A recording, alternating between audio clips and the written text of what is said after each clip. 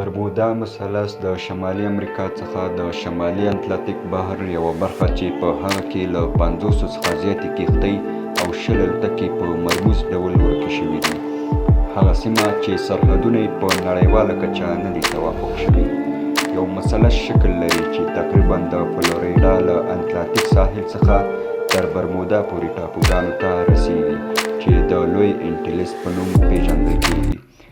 په سیمه کې د ناڅرګندو پیښو راپورونه د 19مې پیړۍ په نیمایي پورې اړه لري. ځینې بیړۍ موندل شوي چې په بشپړ ډول پرته له کوم څرګند دلیل څخه پرېښودل شوي، نورو د کوم مصیبت سیګنالونه نه دي لیږدولي او بیا هیڅکله نه دي لیدل شوي یا اوریدل شوي.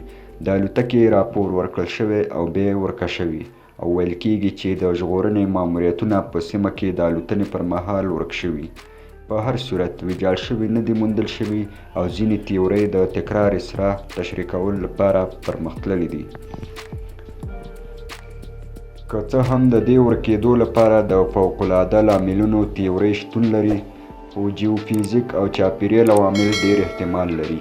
یو فرضیه دا ده چې پیلوټان د اضطراري کرښې په محاسبه کې پاتې راغلل، هغه ځای چې د مقناطیسي کمپاس تغییراتو لپاره خساره ورکولو ته اړتیا نه لري، لکه څنګه چې دوی برمودا مثلث ته نږدې شوي چې پایله یې د پام وړ بحري خطا او ناورین رامنځته شوی.